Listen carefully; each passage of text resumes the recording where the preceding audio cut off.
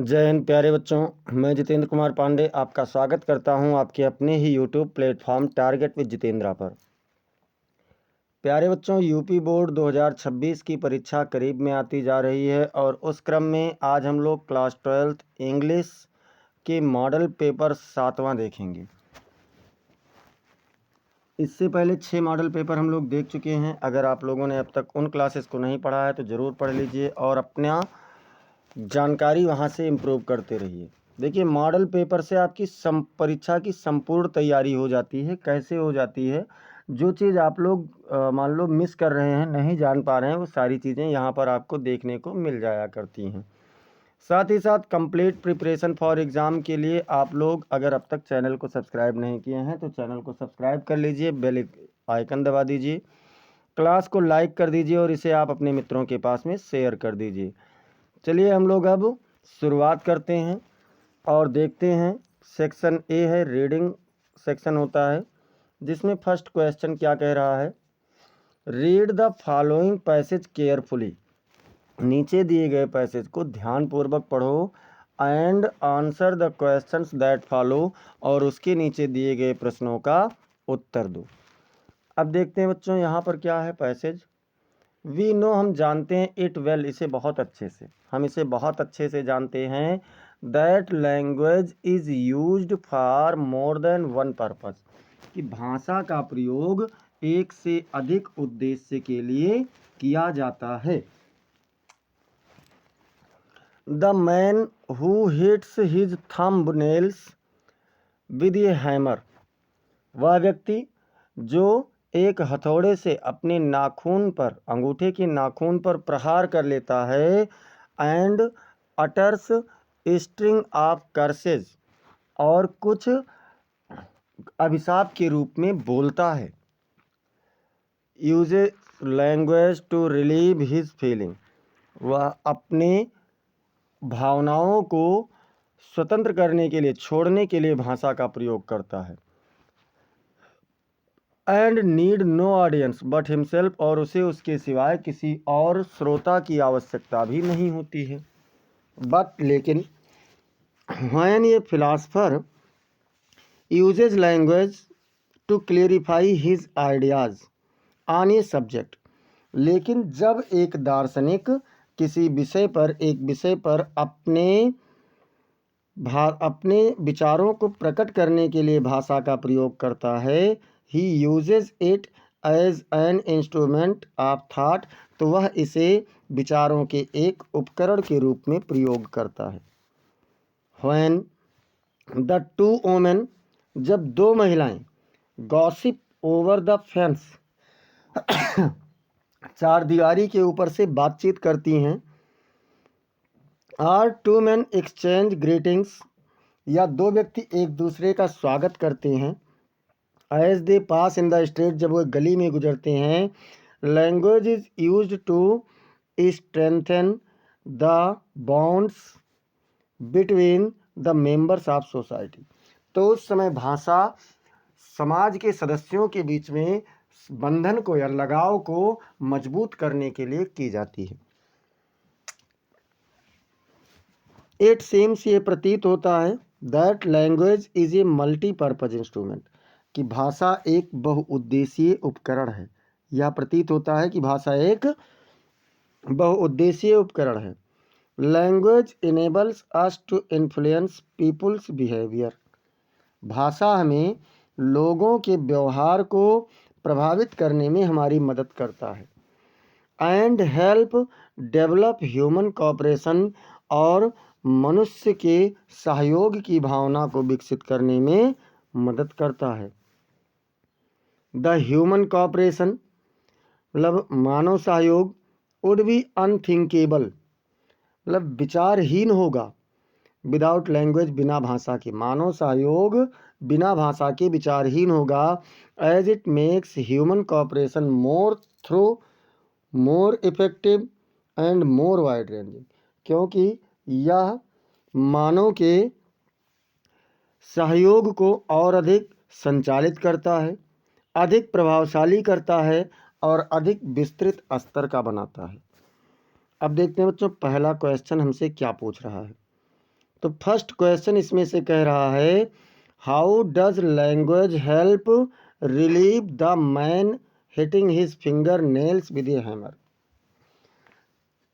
कोई भी व्यक्ति जो अपने अंगूठे की नाखून पर एक हथौड़े से प्रहार कर लेता है, भाषा उसके भावों को प्रकट करने में कैसे मदद करती है। तो देखिए, language helps the man hitting his finger nails.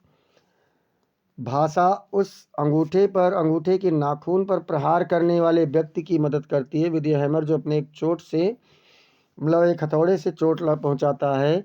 To relieve his feelings and emotions, उसकी भावनाओं और एहसासों को प्रकट करने में उसकी मदद करती है। He uses language to express his pain, anger and frustration. वह अपने दर्द, क्रोध और निराशा को प्रकट करने के लिए भाषा का प्रयोग करता है। And it serves as a means to vent his emotion, और यह उसकी भावनाओं को प्रस्तुत करने के अर्थ में एक सेवा प्रदान करती है। Even if there is no audience present, भले ही वहाँ पर कोई भी श्रोता उपस्थित ना हो।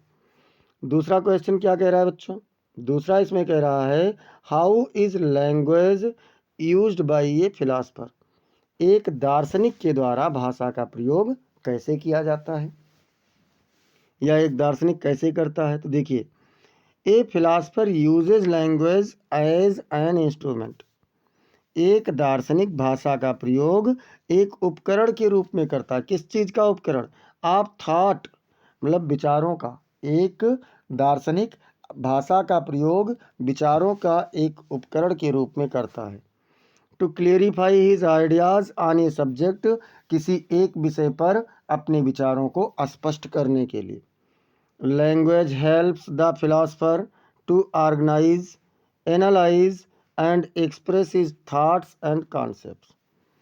भाषा एक दार्शनिक को संगठित करने में, विश्लेषित करने में और अपने विचार और अवधारणाओं को प्रकट करने में उसकी मदद करती है।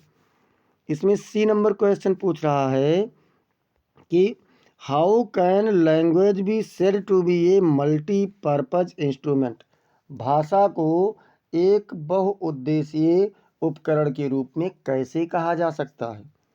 तो देखिए, language can be said to a multipurpose instrument. भाषा को एक बहुउद्देशीय उपकरण के रूप में कहा जा सकता है।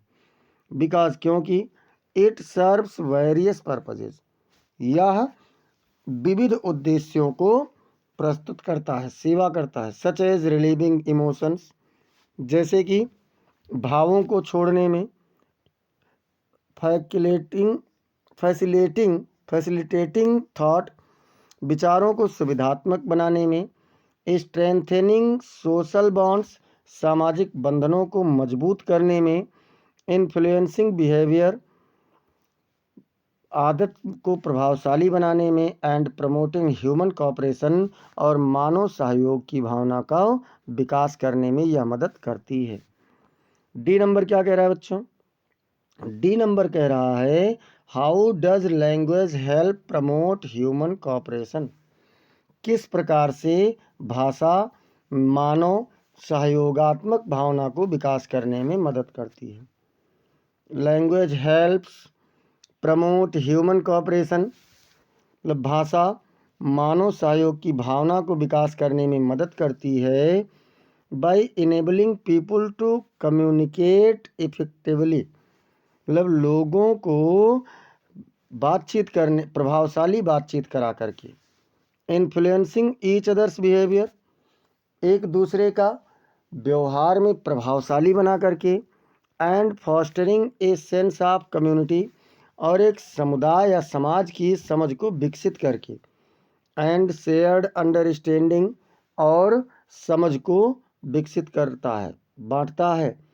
It makes human cooperation more through effective and wide ranging, ये मानव सहयोग की भावना को अधिक संचालित, प्रभावशाली और विस्तृत स्तर का बनाता है। ई नंबर में देखिए बच्चों, ई वाले में आपको 3 प्रश्न एक नंबर का दिया जाएगा। Which word in the passage is opposite of weaken. कह रहे हैं कि कमजोर का अपोजिट पैसेज में कौन सा शब्द है, तो कौन सा है भैया, the word opposite of weaken in the passage is क्या है, स्ट्रेंथन है, मतलब मजबूत बनाना, शक्तिशाली करना। फिर कह रहे हैं find a word from the passage that means listeners. Listener मतलब श्रोता का आपको पैसेज में और कौन सा अर्थ दिया गया है, तो बच्चों पैसेज में जो अर्थ दिया गया है वो क्या है, the word that means listeners in the passage is audience. Audience यहाँ पर प्रयोग किया गया पैसेज में। अगला कह रहे right the adjective form of the word clarify. Clarify का एडजेक्टिव फॉर्म क्या है, क्लेरिफाई नाउन है और इसका एडजेक्टिव फॉर्म है क्लियर। तो इस प्रकार से हम लोगों ने इसे कंप्लीट किया, पहला खंड यानी पहला सेक्शन और पहला क्वेश्चन भी। अब हम लोग देखते हैं दूसरा क्वेश्चन, और यहाँ से सेक्शन बी शुरू होता है राइटिंग स्किल पर। अब राइटिंग स्किल में क्या है, दूसरा क्वेश्चन कह रहा है right an article on any one of the following topics. मतलब आप किसी भी एक बिंदु पर कोई एक निबंध लिखिए इन अबाउट 100 to 150 वर्ड्स, मतलब 100 से लेकर के 150 शब्दों में। पहला क्या है, unemployment in India and its reasons, भारत में बेरोजगारी और इसके कारण। दूसरा है फ्रीडम ऑफ स्पीच, मतलब वक्तव्य की स्वतंत्रता या बोलने की स्वतंत्रता। और तीसरा है सोअरिंग प्राइजेज एंड मीजर्स कंट्रोल, मतलब जो कीमतों में और पैमानों में वृद्धि हो रही है उसको कंट्रोल करना। अब देखते हैं हम लोग जो हमारा आंसर है बच्चों वो कौन सा है, तो वो है unemployment in India and its reasons, भारत में बेरोजगारी और इसका कारण। India's unemployment rate has been a pressing issue, मतलब भारत का बेरोजगारी दर एक दबावशाली है, या कह सकते हैं एक मतलब आउट ऑफ कंट्रोल है, या कह सकते हैं बहुत ज़्यादा है। With the country facing significant challenges, जिससे देश क्या कर रहा है, महत्वपूर्ण चुनौतियां महसूस कर रहा है in creating job opportunities for its rapidly growing population, मतलब इसकी तीव्रता से बढ़ रही जनसंख्या के सामने नौकरी यानी कार्य के अवसर को उपलब्ध कराने में यह समस्या महसूस कर रहा है। एज ऑफ मार्च 2025, मार्च 2025 के अनुसार या 25 तक the unemployment rate stood at around 8.1%, जो बेरोजगारी की दर है वो अभी भी लगभग 8.1% है।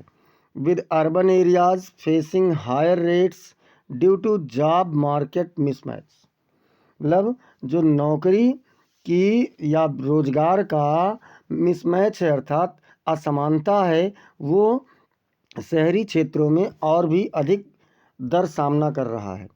एंड ये ग्रोइंग सर्विस सेक्टर वर्कफोर्स, और जो बढ़ती हुई सेवा का क्षेत्र है उसमें भी समस्या हो रही है।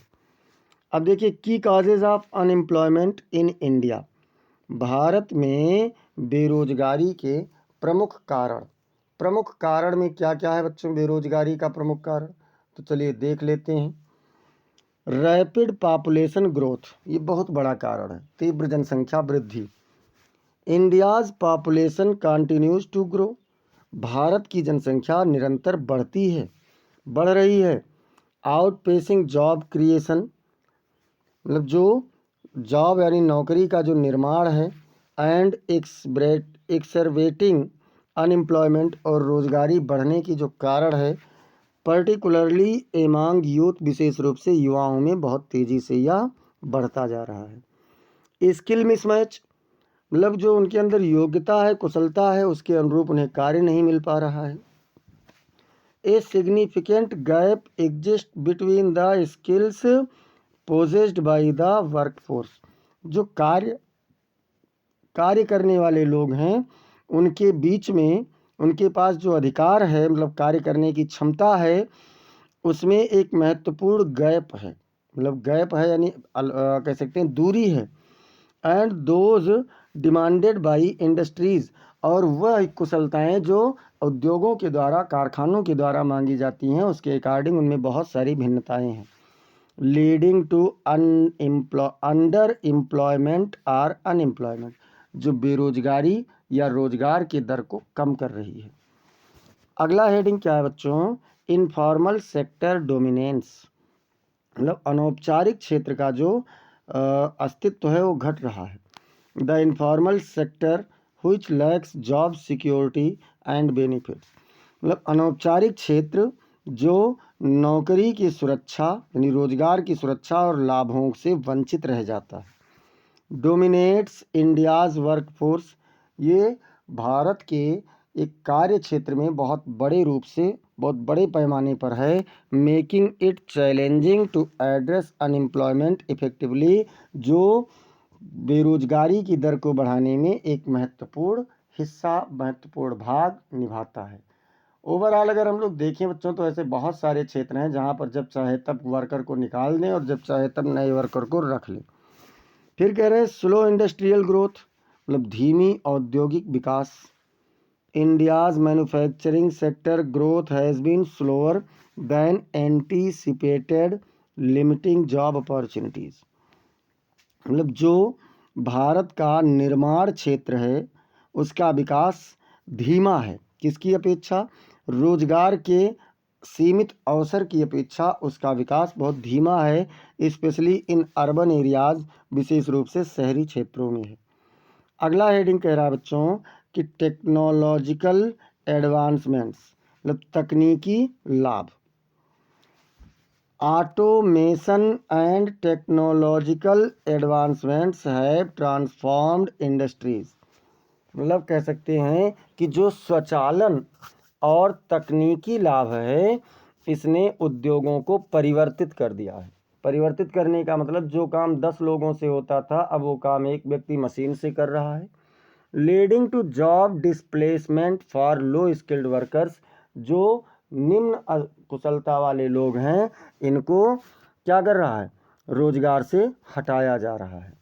अब देखिए फिर क्या है कि government initiatives to address unemployment, मतलब जो सरकार की योजनाएं हैं बेरोजगारी को ख़त्म करने के लिए, बेरोजगारी से संबंधित वो क्या क्या हैं। तो एक तो बच्चों Mahatma Gandhi national rural employment guarantee scheme, जिसको मनरेगा कहते हैं, यानी महात्मा गांधी राष्ट्रीय ग्रामीण रोजगार गारंटी योजना। इसमें क्या है? Guarantees 100 days of employment to an unemployed person in a year, एक वर्ष में एक बेरोजगार को 100 दिनों के रोजगार की एक गारंटी देता है। फिर अगला क्या है बच्चों? अगला क्या किया है सरकार ने? तो अगला किया है दीनदयाल अंत्योदय योजना। इसमें क्या हो रहा है? Provides industrially recognised skills to the poor, मतलब विशेष रूप से गरीबों को औद्योगिक कुशलता, उनकी कुशलता के अनुसार बढ़ाना। Aiming to eradicate urban and rural poverty, जो गरीबी मतलब शहरी और ग्रामीण क्षेत्र के गरीबी को हटाने के लिए विशेष रूप से इसे चलाया गया है। फिर है प्रधानमंत्री कौशल विकास योजना, यानी PMKY, प्रधानमंत्री कौशल विकास योजना। ये क्या कर रहा है? Offer short term skill training. ये क्या कर रहा है कि मतलब कम समय में कुशलता की प्रशिक्षण दे रहा है। And certification for emerging sectors, और बढ़ रहे आवश्यकता वाले क्षेत्रों में क्या कर रहा है? सर्टिफिकेट दे रहा है, like AI and green jobs, जैसे कि AI और पर्यावरण के अनुकूलन जो नौकरियां हैं उसमें दे रहा है।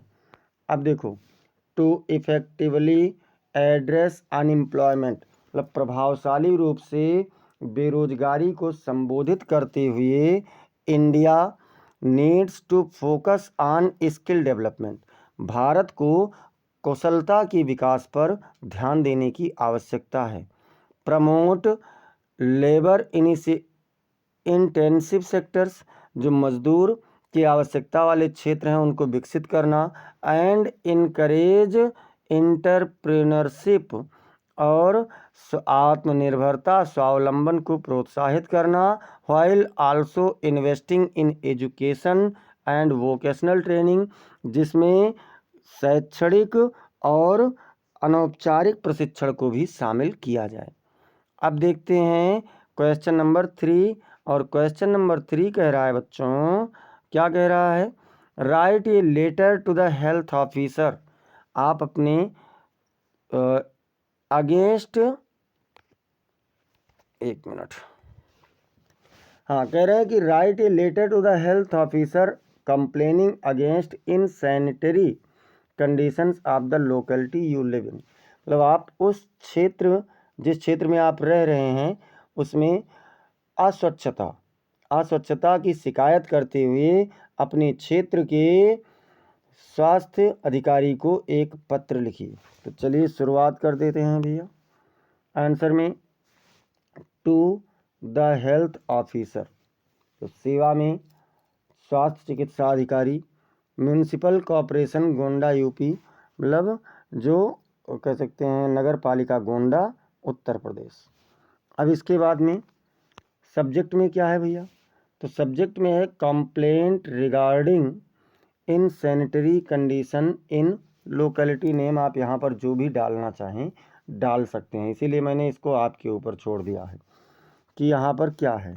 अब देखिए, सर, श्रीमान जी, I am writing to bring to your attention the deplorable insanitary conditions prevailing in, आप उस स्थान का नाम डालेंगे जो ऊपर डाले थे।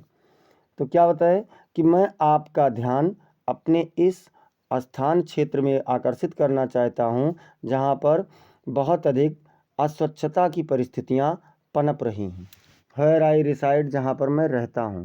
Despite repeated request and complaints, मतलब बार बार निवेदन और शिकायत के बावजूद भी द सिचुएशन रिमेन्स अनचेंज्ड, मतलब जो परिस्थिति है वो अभी भी बिन अपरिवर्तित है। Posing a significant risk to public health, जो कि सार्वजनिक स्वास्थ्य के लिए एक बहुत बड़ा खतरा बना हुआ है। अब इसके बाद में देखते हैं बच्चों क्या कह रहे हैं। The locality is plugged by overflowing garbage, ये स्थान, यानी ये जो स्थान है ये पूरी तरीके से बहुत अधिक कूड़े से भरा हुआ है, बहुत कूड़ा है। बिन्स स्टेगनेंट वाटर, मतलब जल का ठहराव है, कूड़ादान जो है ये बहुत ज़्यादा भरा हुआ है। एंड पुअर ड्रेनेज सिस्टम्स, और नाली की बहुत कमज़ोर व्यवस्था है। Creating an ideal breeding ground for mosquitoes, जो मच्छरों के लिए एक बहुत ही आदर्श स्थान बना रही हैं, अर्थात यहाँ पर मच्छर और लार्वा बहुत अधिक पनप रहे हैं, विकसित हो रहे हैं। And other disease carrying vectors, और अन्य जो रोग वाहक जीव जंतु हैं, कीड़े मकोड़े हैं, उनका निर्माण हो रहा है। The streets are littered with waste, जो गलियां हैं वो कूड़ों से भरी हुई हैं। And the lack of regular cleaning, और नियमित स्वच्छता या साफ सफाई की कमी के कारण has made the area unhygienic, ये बहुत ही अस्वास्थ्यकारी क्षेत्र बन गया है।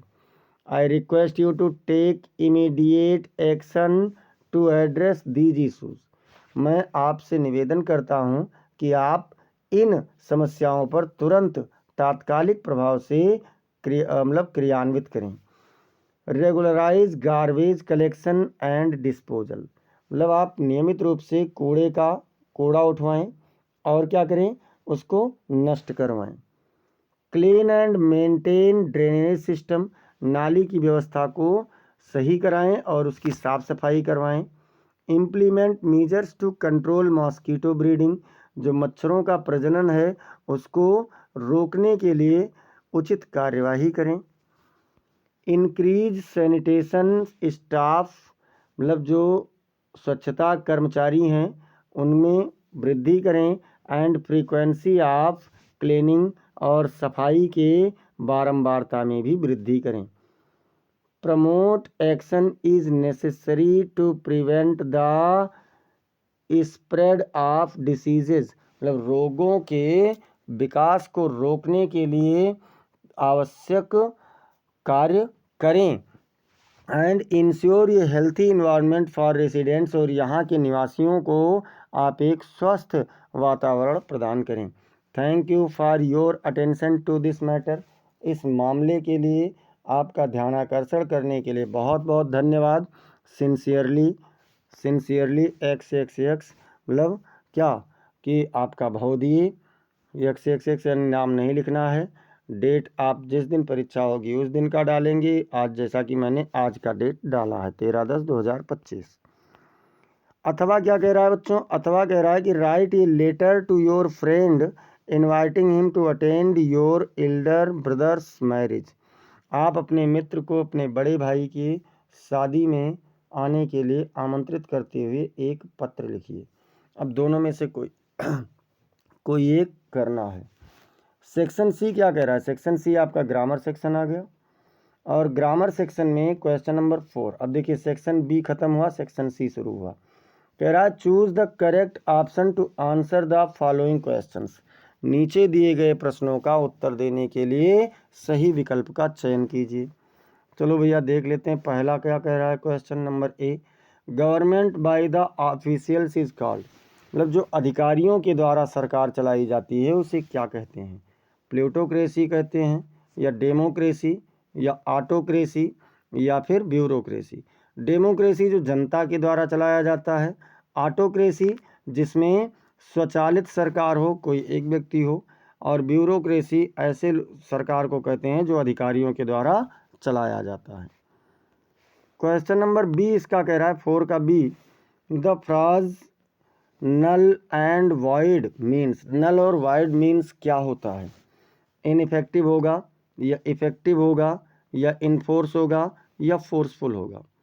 तो जो नल एंड वाइड है बच्चों, इसका मतलब होता है इफेक्टिव यानी प्रभावशाली। क्या होता है, प्रभावशाली होता है।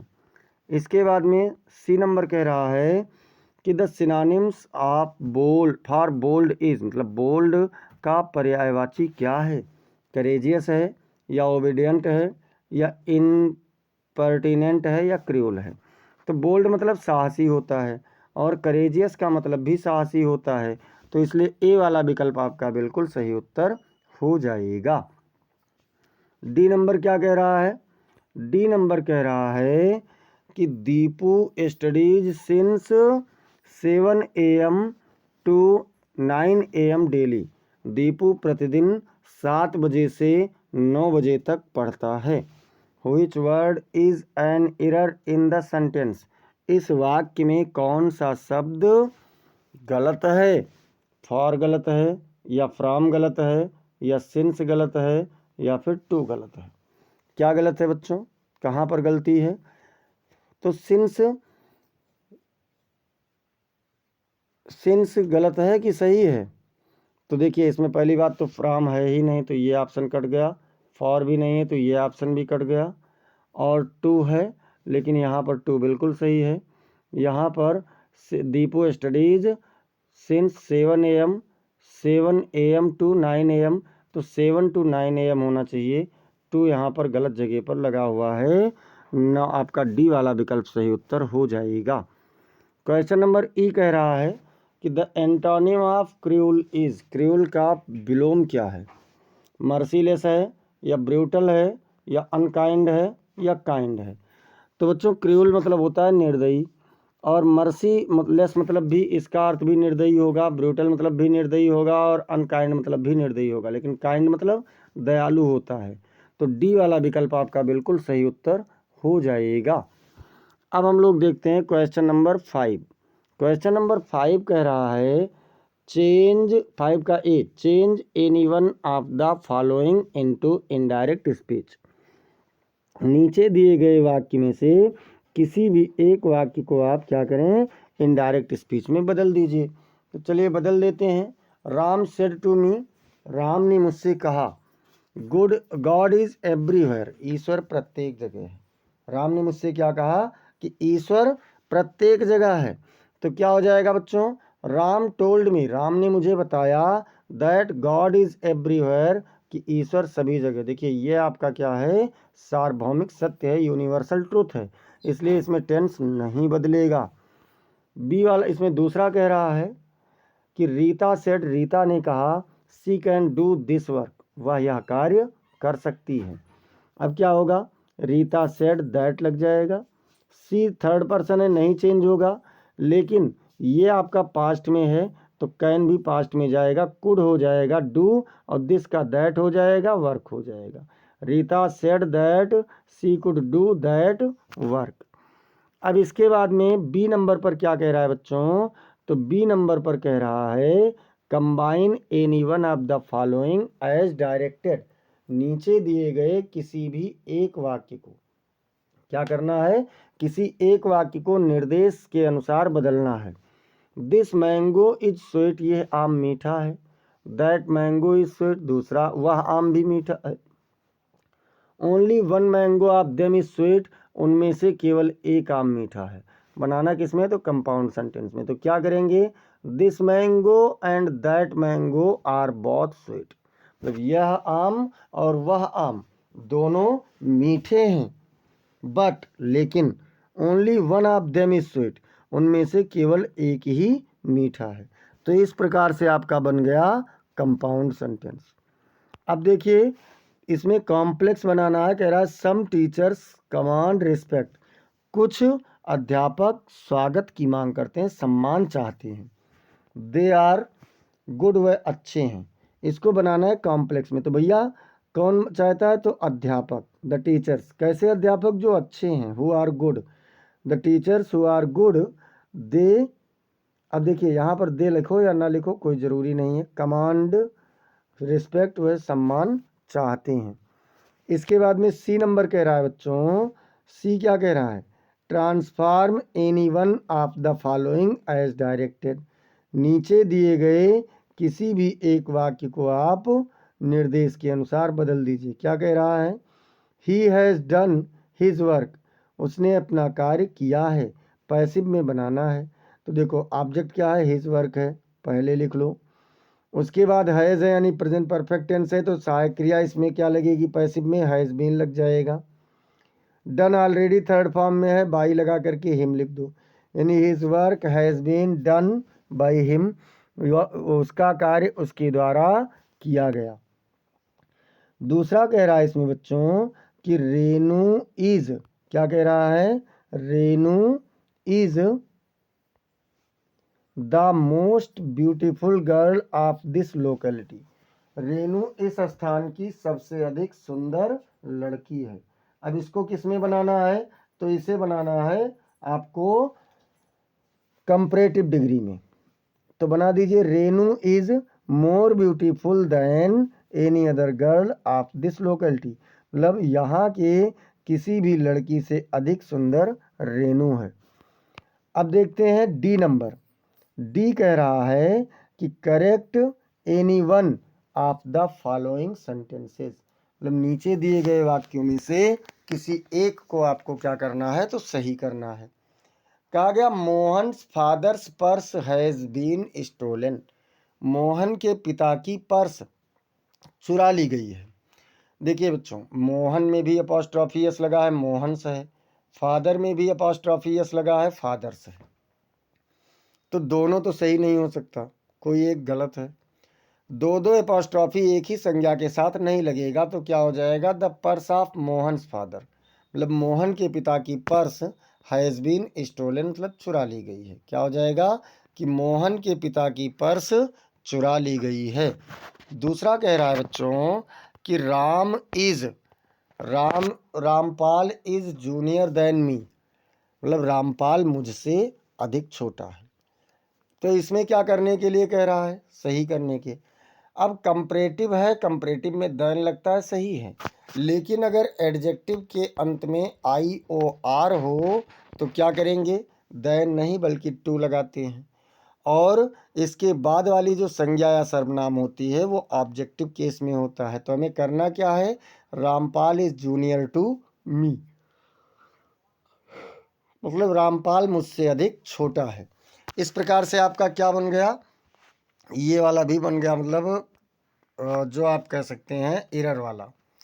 अब ई नंबर पर कह रहा है कि use any one of the following pairs, नीचे दिए पेयर्स ऑफ वर्ड्स मतलब नीचे दिए गए शब्दों के जोड़ों में से किसी एक का प्रयोग कीजिए इन योर आउन सेंटेंसेस, अपने वाक्य में किसी एक का प्रयोग कीजिए to make the difference in their meaning clear, उनके अर्थों में भिन्नता बनाते हुए किसी एक को चयनित कीजिए, वाक्य प्रयोग कीजिए। चलिए देख लेते हैं पहला जोड़ा क्या है।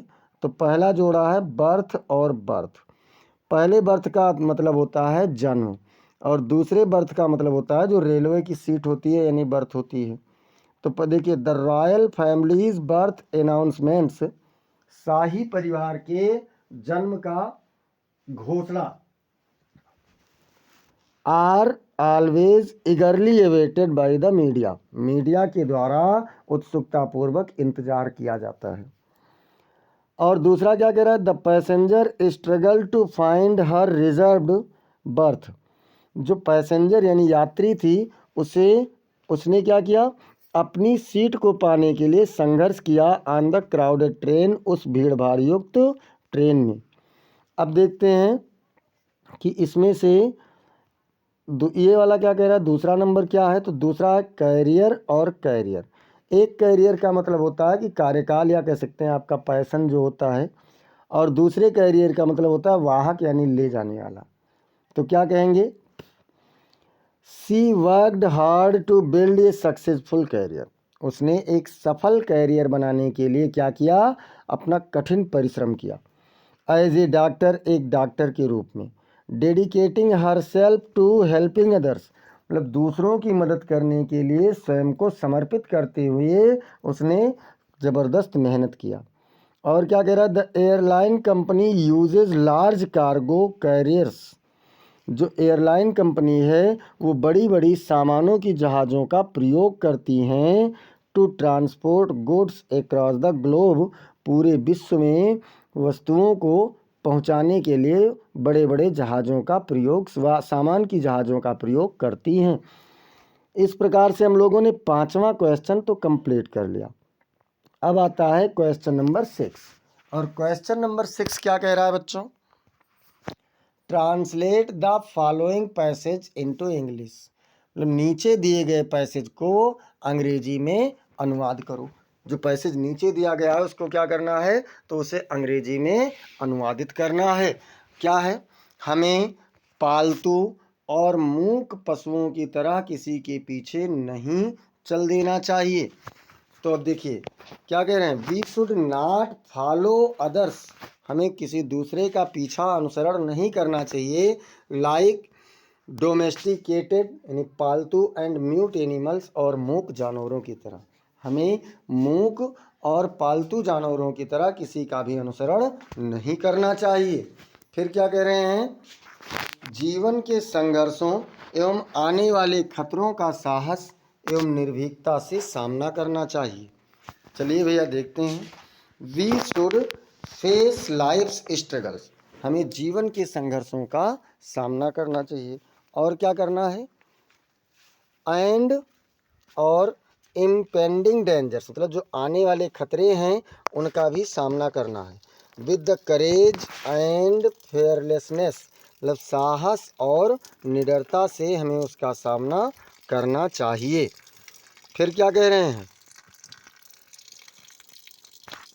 हमारा भविष्य कितना भी उज्जवल एवं लुभावना क्यों ना हो, उस पर भरोसा नहीं करना चाहिए। मतलब हमारा भविष्य कितना भी उज्जवल और लुभावना क्यों ना हो, no matter how bright and tempting our future may be, मतलब हमारा भविष्य कितना भी सुहावना और प्रलोभनकारी हो सकता है। We should not rely on it, हमें इस पर भरोसा नहीं करना चाहिए। हमें बीती हुई बातों को बार बार नहीं सोचना चाहिए। तो क्या हो जाएगा, we should not dwell on past events, हमें बीते हुए घटनाओं में ही नहीं रहना चाहिए। और क्या कह रहे हैं, और कह रहे हैं कि वर्तमान में रहकर हमें अपने कर्तव्य का पालन करना चाहिए। तो देखो,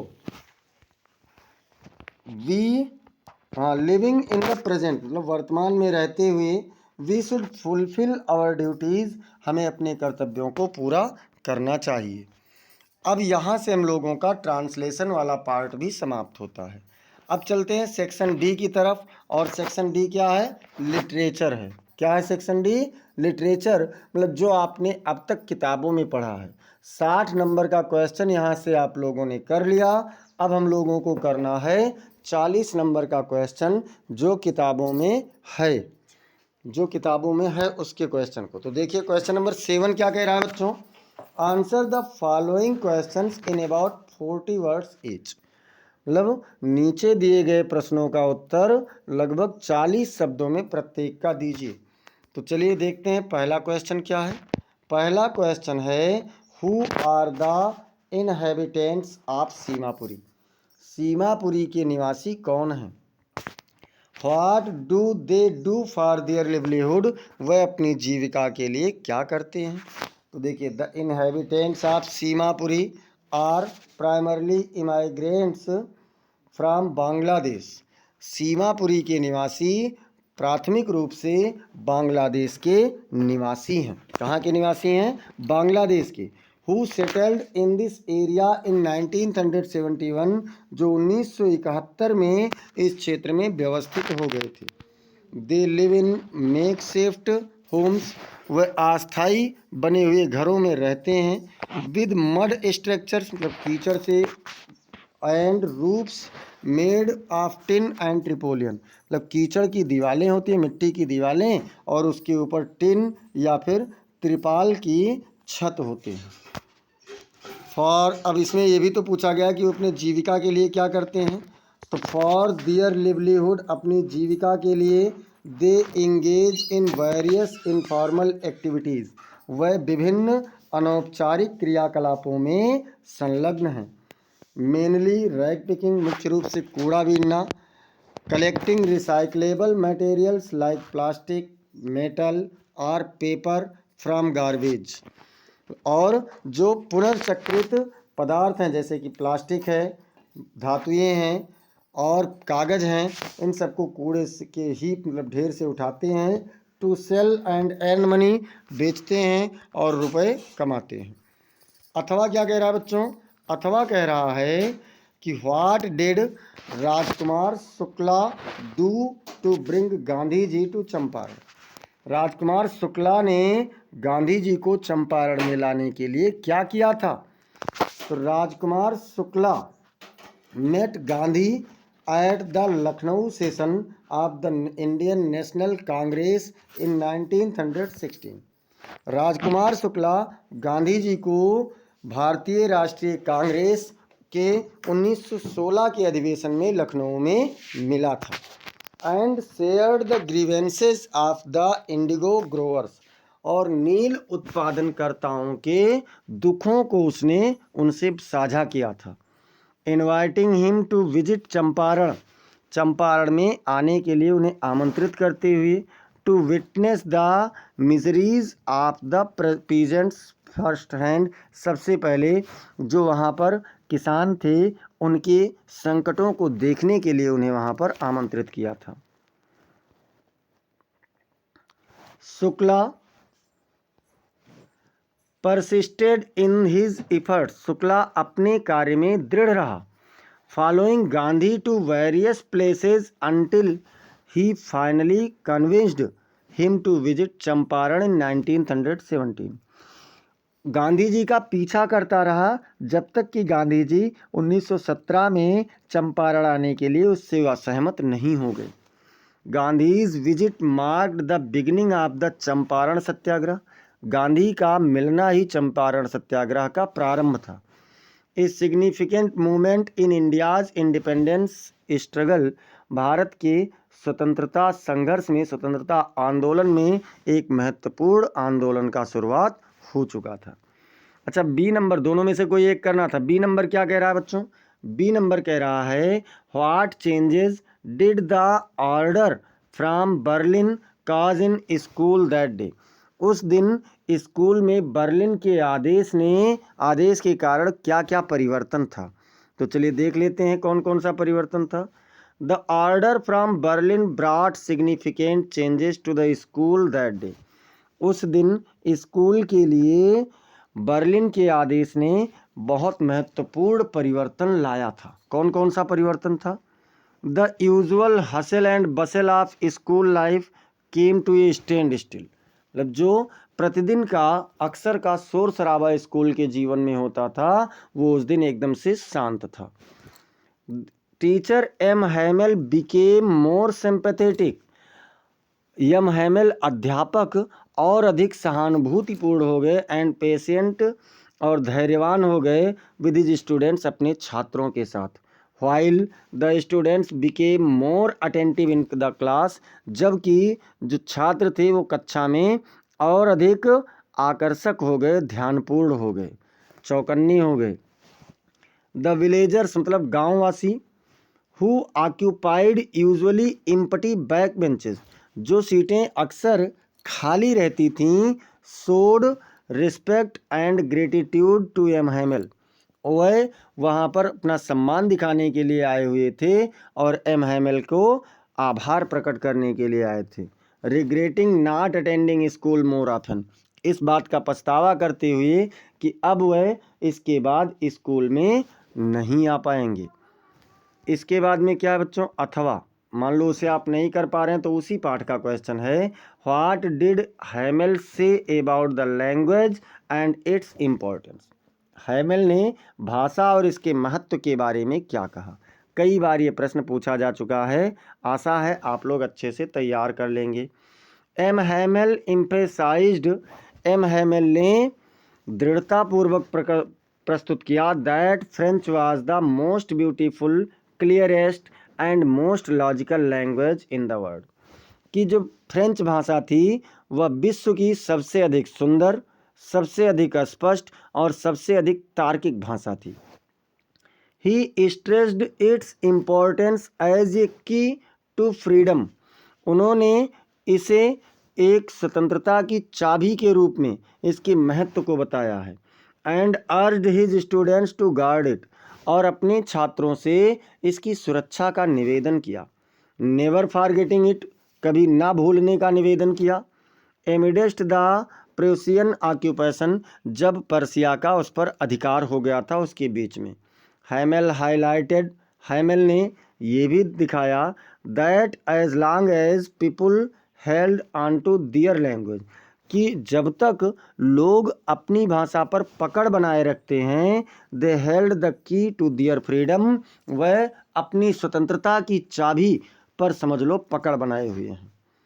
comparing it to a means of breaking free from oppression, इसे एक मतलब शोषण से स्वतंत्र होने की तुलना के रूप में करते हुए उन्होंने इसे बताया है। अब देखते हैं बच्चों 8वां नंबर का क्वेश्चन क्या कह रहा है। तो क्वेश्चन नंबर 8 कह रहा है, answer any one of the following questions in about 80 words. आप किसी भी एक प्रश्न का, नीचे दिए गए किसी एक प्रश्न का उत्तर लगभग 80 शब्दों में दे दीजिए। तो चलिए दे देते हैं। What did Gandhi ji do to change the plight of the peasants of Champaran. Plight मतलब स्थिति हो जाएगा। गांधी जी ने चंपारण के किसानों की स्थिति को परिवर्तित करने के लिए क्या किया? चलो देख लेते हैं क्या किया था गांधी जी ने। Gandhi transformed the lives of Champaran peasants, Gandhi ji ने चंपारण के किसानों के रहन सहन को परिवर्तित कर दिया था। क्या किया था? तो चंपारण के जो किसान थे उनके रहन सहन को परिवर्तित कर दिया। कैसे? थ्रू सेवरल की एक्शन, मतलब कई मुख्य क्रियाकलापों से। ही ऑर्गेनाइज्ड एंड एजुकेटेड देम, उन्होंने उन्हें संगठित किया और शिक्षित किया। अबाउट दियर राइट्स, अब उनके अधिकारों के बारे में। Leading peaceful protests against the oppressive Indigo cultivation system, जो मतलब एक शोषणकारी नील उत्पादन की प्रथा थी, उसके विरुद्ध शांतिपूर्वक विरोध करने को उन्होंने बताया। इम्पोज्ड बाय ब्रिटिश लैंडलॉर्ड्स, जो अंग्रेजी जमींदारों के द्वारा शुरू किया गया था।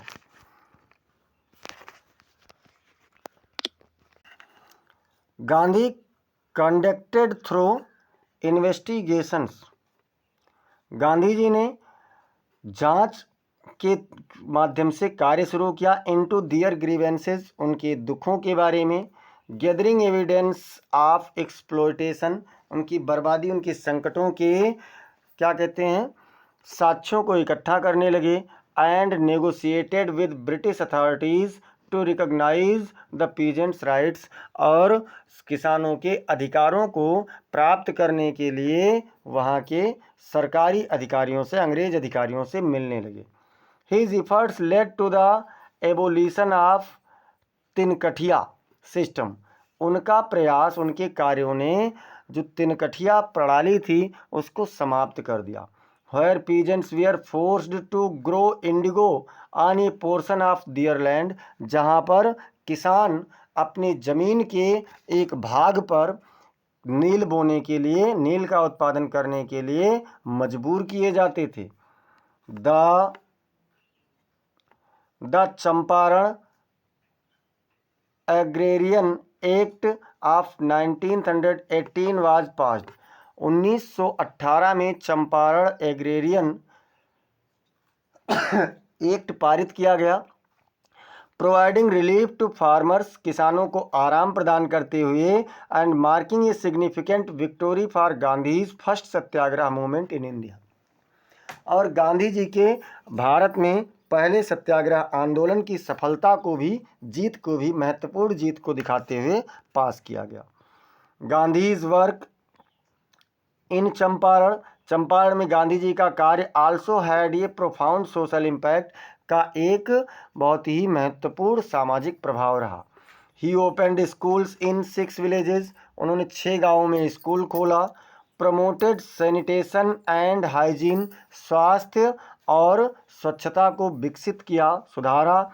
एंड अपॉइंटेड ये doctor to improve health care, और स्वास्थ्य की देखभाल के लिए एक डॉक्टर को नियुक्त किया। दिस मूवमेंट एम्पावर्ड पीजेंट्स, इस आंदोलन ने किसानों को शक्तिशाली बनाया। Liberating them from fear and exploitation, उन्हें शोषण और भय से मुक्त कराया। And led the groundwork for India's broader freedom struggle, और भारत के विस्तृत संघर्ष, स्वतंत्रता संघर्ष में, स्वतंत्रता संग्राम में जमीनी स्तर पर कार्य किया। दूसरा क्वेश्चन क्या कह रहा है बच्चों, दूसरा क्वेश्चन बी वाला, मतलब दोनों में से एक करना है। बी वाला कह रहा है what did Douglas decide to overcome his fear of water, Douglas ने अपने पानी के भय को जीतने के लिए क्या किया था। William Douglas decided to overcome his fear of water, William Douglas ने अपने पानी के भय को जीतने का निर्णय लिया। कैसे? By learning how to swim, तैरना सीख करके। ही इंगेज्ड एन इंस्ट्रक्टर, उन्होंने एक शिक्षक नियुक्त किया। एंड प्रैक्टिस्ड स्विमिंग रेगुलरली, और नियमित रूप से तैराकी का अभ्यास करते रहे। ग्रेजुअली बिल्डिंग हिज कॉन्फिडेंस, पूरी तरीके से अपने आत्मविश्वास को विकसित करते हुए इन द वाटर, पानी में उतरते रहे। थ्रू परसिस्टेंस, मतलब इस दृढ़ता से, एंड डिटर्मिनेशन, मतलब दृढ़ता और निश्चय के साथ, Douglas aimed to conquer his phobia, phobia मतलब भी डर होता है, डगलस ने अपने डर को जीतने का लक्ष्य बनाया। Eventually becoming a skilled swimmer, सौभाग्य से एक कुशल नाविक, मतलब तैराक बनते हुए। And overcoming the fair that had long troubled him, और अपने उस भय को जीत लिया जो जिसने उन्हें बहुत लंबे समय तक प्रभावित किया था, डराया था। अब क्वेश्चन नंबर 9 कह रहा है रीड द फॉलोइंग एक्सट्रैक्ट, नीचे दिए गए अंश को पढ़िए केयरफुली, ध्यानपूर्वक। And answer the question that follow, और उसके नीचे दिए हुए प्रश्नों को उत्तर दीजिए। ए thing of beauty is a joy for ever, स्वतंत्रता की एक वस्तु हमेशा के लिए प्रसन्नता की वस्तु होती है। इट्स लवलीनेस इंक्रीजेज, इसका प्यारापन बढ़ता है। It will never pass into nothingness, ये कभी भी तुच्छता में नहीं जाता है। But will keep a bower quiet for us, बल्कि हमारे लिए एक शांति कुंज का निर्माण करता है, एंड एक sleep full of sweet dreams, और प्यारे सपनों से भरी हुई एक नींद लाता है, and health and quite breathing, और अच्छा स्वास्थ्य देता है और शांत सांसें देता है। अब देखते हैं क्वेश्चन क्या है। क्वेश्चन नंबर ए इसमें कह रहा है, what are the feelings of the poet about a thing of beauty. एक स्वतंत्रता की वस्तु के बारे में कवि की क्या भावनाएं हैं। द पोएट फील्स, कवि महसूस करता है, that A thing of beauty is a source of eternal Joy, कि सुंदरता की एक वस्तु आंतरिक प्रसन्नता की स्रोत होती है। प्रोवाइडिंग पीस, शांति प्रदान करते हुए, ट्रैंक्विलिटी एंड हैप्पीनेस, मतलब संतुष्टि और प्रसन्नता प्रदान करते हुए। The poet is deeply appreciative and reverent towards beauty, कवि बहुत अधिक प्रशंसक है और पसंद करने वाला है सुंदरता को। बिलीविंग, विश्वास करते हुए, it has a profound impact on one's wellbeing, कि ये इसमें किसी के भी अच्छाइयों, किसी को अच्छा बनाने के लिए बहुत अधिक शक्तिशाली प्रभाव है। बी नंबर कह रहा है, व्हाई द पोएट सेज, कवि क्यों कहता है, it will never pass into nothingness, कि ये कभी भी तुच्छता में नहीं बदलेगी।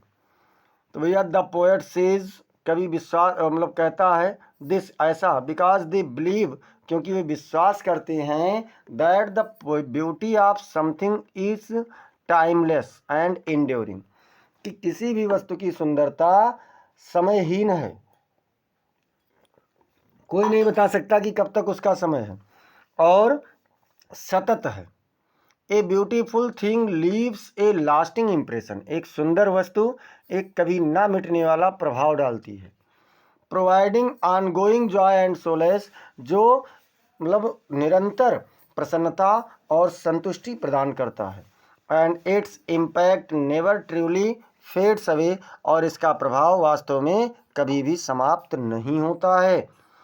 सी नंबर क्या कह रहा है, what do you understand by bower. आप बोअर का मतलब क्या समझते हैं, तो a bower is a scheduled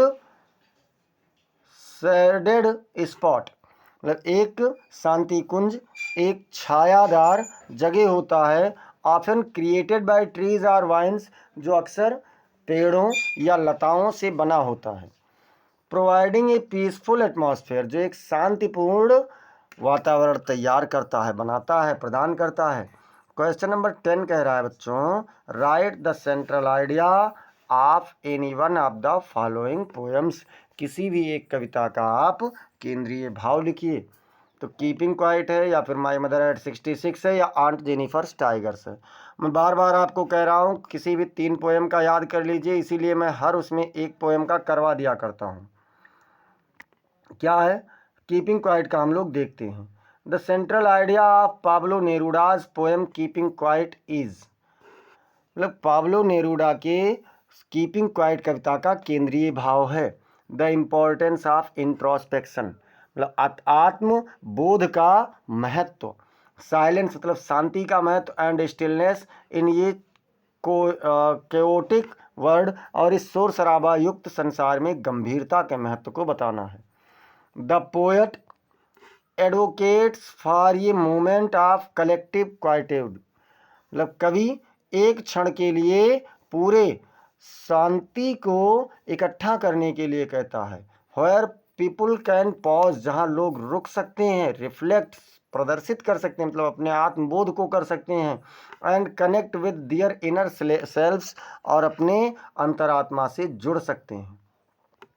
this silence is not just the absence of noise, ये शांति केवल शोर की समाप्ति नहीं है, बट ये कैटालिस्ट फॉर सेल्फ अवेयरनेस, बल्कि आत्म जागरूकता की एक उत्प्रेरक है। अंडरस्टैंडिंग एंड यूनिटी, मतलब समझ और एकता की जरूरत है। नेरूडा सुझाव देते हैं दैट बाय कीपिंग क्वाइट, की शांत रह करके we can momentarily halt destructive activities, हम जो विनाशकारी क्रियाकलाप हैं उनको रोक सकते हैं।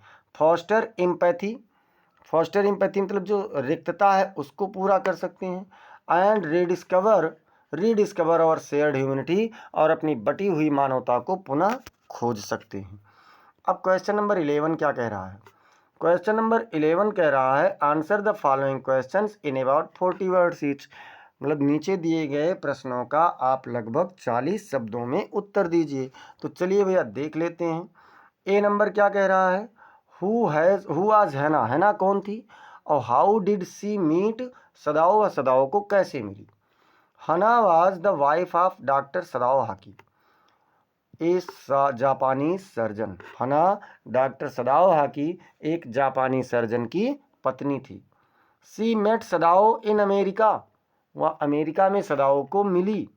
Specially at a get together arranged by an American professor at his home, विशेष रूप से एक अमेरिकी प्रोफेसर यानी प्रवक्ता के घर पर, जो अपने फॉरेन स्टूडेंट्स विदेशी छात्रों को इकट्ठा करना चाहता था, उसके उस कार्यक्रम में वह उन्हें मिली थी।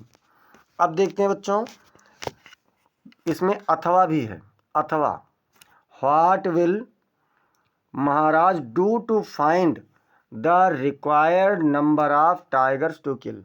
महाराज 100 मतलब जो उनके आवश्यक संख्या थी बाघों को मारने की, उसके लिए वे क्या करेंगे? तो the Maharaj determined to kill ये 100 टाइगर्स, महाराज ने 100 बाघों को मारने का निर्णय लिया था। Took drastic measures to achieve his goal, और अपने इस लक्ष्य को पूरा करने के लिए साहसपूर्ण उन्होंने कार्य किए थे। He banned tiger hunting in the state, उन्होंने राज्य में बाघों के शिकार पर प्रतिबंध लगा दिया। Allowing only himself to hunt tigers, ये बताते हुए कि वे केवल स्वयं बाघ को मारेंगे। दिस इंश्योर्ड, ये विश्वास दिलाता है that he had exclusive access to the tiger population, कि बाघों की जनसंख्या पर उनका एकाधिकार था। Increasing his chances of reaching his target, जिससे अगर वो अपनी जनसंख्या को बढ़ाते बाघ, तो वो अपने उस लक्ष्य को पूरा करने के अवसर ज़्यादा तीव्र गति से बढ़ जाता। अब देखते हैं बच्चों, इसका बी नंबर क्या कह रहा है? बी नंबर कह रहा है what is that draws Derry towards Lamb in spite of himself. वो क्या चीज़ थी जो डेरी को उसके स्वयं के सिवाय मिस्टर लैम्ब के पास आकर्षित कर गई, खींच कर ले गई। डेरी एक complex and troubled character, Derry एक मिश्रित और परेशान पात्र है। Is drawn to Mr Lamb, Mr Lamb के पास खींचा चला जाता है। डिस्पाइट हिज इनिशियल रेसिस्टेंस, उसके आंतरिक प्रतिरोध के बाद भी।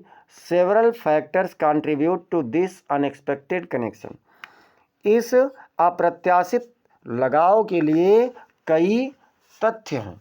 कौन कौन से तथ्य हैं, चलो देख लेते हैं। एक तो काइंडनेस एंड एक्सेप्टेंस, मतलब दयालुता और स्वीकृति। नॉन जजमेंटल एटीट्यूड, उसके अंदर कोई भी निर्णायक कह सकते हैं भाव नहीं था। शेयर्ड एक्सपीरियंसेस ऑफ पेन, अपने दर्द के अनुभव को साझा करना। Lamb's patience and understanding, Lamb का धैर्य और समझने की क्षमता। अथवा मान लो आप उसे नहीं कर पा रहे हैं तो आप इसे कर लेना भैया। अथवा में क्या कह रहा है? What was the third level, तृतीय तल क्या था? वेयर वाज इट सिचुएटेड, ये कहाँ था? The third level was a mysterious secret level at Grand Central Station. जो तृतीय तल था ये एक रहस्यमयी तल था ग्रांड सेंट्रल स्टेशन पर। ए major railway station in New York city, New York city का एक मुख्य रेलवे स्टेशन है। It was situated beneath the exiting 2 levels of the station, ये उस स्टेशन के 2 तल के नीचे, उस स्टेशन के 2 तल के नीचे स्थित था। which were bustling with people and trains, जो लोगों और ट्रेनों से शोर शराबा युक्त था। द थर्ड लेवल, चलिए थोड़ा सा ऊपर कर लेते हैं जिससे कि कोई दिक्कत ना हो। The third level was an old dimly lit, मतलब जो तृतीय तल था वो पुराना, थोड़ा सा प्रकाशित या मध्यम प्रकाश वाला एंड क्वाइटर एरिया और शांत क्षेत्र था। सीमिंगली फ्रोजन इन टाइम, जैसे वो समय के साथ साथ जम गया हो। With features like old fashioned locomotive, पुराने तरीकों के उसमें गुण कौन कौन से थे, तो पुराने तरीके के इंजन थे, गैस लैम्प गैस के प्रकाश थे, एंड ए डिफरेंट एटमॉस्फेयर, और एक अलग वातावरण वहाँ का था। 12 नंबर क्वेश्चन नंबर 12 कह रहा है answer any one of the following question in about 80 words, किसी भी एक प्रश्न का उत्तर आप लगभग 80 शब्दों में दे दीजिए भैया। तो चलिए क्या है, who was doctor Sadao, doctor सदाओ कौन थे, हाउ डिड ही मीट, वो कैसे मिले, एंड मेरी हना, और हना से शादी कैसे की, मतलब डॉक्टर सदाओ कौन थे, वह हना से कैसे मिले और शादी की। हना was the wife of doctor Sadao, hockey, हना डॉक्टर सदाओ हाकी की पत्नी थी। ए जापानी सर्जन, एक जो जापानी सर्जन है। सी मेट सदाओ इन अमेरिका, वह सदाओ को अमेरिका में मिली थी, specially at a get together arranged by an American professor at his home for foreign students, विशेष रूप से एक अमेरिकी प्रोफेसर के द्वारा, अमेरिकी प्रवक्ता के द्वारा सभी विदेशी छात्रों को अपने घर पर आमंत्रित करने के दौरान वह मिली थी। Sadao who was studying surgery in the United State, Sadao जो यूनाइटेड स्टेट में सर्जरी का अध्ययन कर रहा था, waited to confirm Hana's pure Japanese roots, मतलब हना के मूल शुद्ध जापानी होने के तक इंतजार किया, मतलब जांच करने के लिए, विश्वास करने के लिए। Before falling in love with her, उसके प्रेम में पड़ने से पहले उसने इस बात का इंतजार किया और जांच की कि क्या ये वास्तव में पूरी तरीके से जापानी है। Knowing his father would approve of their union, ये जानते हुए कि उनके पिता उन्हें केवल उनके उस साथ को तभी अनुमति देंगे, only if she was Japanese, केवल यदि वह जापानी होती। They got married in Japan, उन्होंने जापान में शादी कर ली, विद सदाउस फादर्स कॉन्सेंट, सदाओ के पिता की अनुमति से। फॉलोइंग ट्रेडिशनल जापानीज कस्टम्स, मतलब जापानी पारंपरिक जापानी रीति रिवाजों के अनुसार उन्होंने शादी कर ली। अब देखते हैं बच्चों बी नंबर क्या कह रहा है। तो बी नंबर कह रहा है what does the third level refer to, third level क्या प्रदर्शित करता है, तृतीय तल क्या प्रदर्शित करता है। तो भैया the third level refers to a mysterious hidden level at Grand Central Station, जो थर्ड लेवल है ये ग्रांड सेंट्रल स्टेशन पर एक रहस्यमयी छुपा हुआ तल प्रदर्शित करता है। सिंबोलाइजिंग एन एस्केप रूट, एक बचने का, भागने का मूल रास्ता दिखाता है। From the complexities and stress of modern life, मतलब वर्तमान समय की जो संकट हैं, संघर्ष हैं और तनाव है, उससे बचकर भागने का रास्ता दिखाता है। It is a gateway to the past, ये अतीत के लिए एक मार्ग है। स्पेसिफिकली टू गैलिसबर्ग, विशेष रूप से गैलिसबर्ग इलिनॉइस का इन 1894 1894 में। Representing a simpler more peaceful era, जो एक अधिक साधारण और अधिक शांतिपूर्ण युग का प्रदर्शित करता है। The third level serves as metaphor for, ये मतलब जो रूपक के रूप में लिया गया, क्या क्या है, एस्केप मतलब भागना। A means to flee the pressure of contemporary life, मतलब वर्तमान जीवन के दबावों से भाग जाना। नोस्टाल्जिया मतलब ए लॉन्गिंग फॉर ये बाईगॉन इरा, एक बीते हुए क्षेत्र में यानी काल्पनिकता, बीते हुए क्षेत्र में पुनः रहना। परसीव्ड एज मोर आइडियलिक, मतलब जो बहुत अधिक आपके विचारों में विद्यमान रहता है। इमेजिनेशन मतलब कल्पना। A product of Charlie's imagination, Charlie के कल्पना का एक क्या है, चार्ली के कल्पना का एक उत्पादन। ब्लरिंग रियलिटी एंड फैंटासी, जो वास्तविकता और काल्पनिकता को एक दूसरे में धूमिल करता है। द इनिग्मेटिक लेवल स्पार्क्स क्यूरियोसिटी, ये जो एक मतलब तात्कालिक तल है, या कह सकते हैं मतलब जिसका हम लोग कुछ नहीं कर सकते हैं, यानी बिना किसी सोच के उत्सुकता, inviting exploration of its symbolism, इसके प्रतीक के विस्तार को दर्शाती है, and significance in the story, और इस कहानी में क्या करती है, इस कहानी में उसके महत्व को दर्शाती है। तो बच्चों आप लोग निरंतर अंत तक जुड़े रहते हैं, इसके लिए बहुत बहुत धन्यवाद। और एक चीज़ मान लीजिए, सफलता एक दिन में नहीं, लेकिन एक दिन जरूर मिलती है। कहा भी जाता है कि जीत की खातिर जुनून होना चाहिए, खौलता उबलता खून होना चाहिए, ये आसमां भी आ जाएगा ज़मीन पर, बस इरादों में जीत की गूंज होनी चाहिए। तो बच्चों अपने इरादों में जीत की गूंज को बनाए रखिए, जुनून को बनाए रखिए, और उस जुनून के अकॉर्डिंग आप परिश्रम करते रहिए। यकीन मानिए आप बिल्कुल सफल होंगे, 100% आप बढ़िया करेंगे पेपर में, और आपका दावा है 95% प्लस आप लोग लेकर के आ सकते हैं, अगर आप ज़बरदस्त मेहनत करते रहते हैं तो। चलिए, अगर आप लोग अब तक चैनल को सब्सक्राइब नहीं किए हैं तो चैनल को सब्सक्राइब जरूर कर लीजिए, साथ ही साथ बेल आइकन दबाना ना भूलिए। क्लास को आप लोग लाइक कर दीजिए, इसे अपने मित्रों के पास में शेयर करते रहिए, और कमेंट सेक्शन में अपने सुझाव ज़रूर प्रेषित करते रहें, क्योंकि आपका सुझाव ही मुझे आगे बढ़ाने में मेरी मदद करता है। मिलते हैं फिर अगली क्लास में, तब तक के लिए जय हिंद, जय भारत।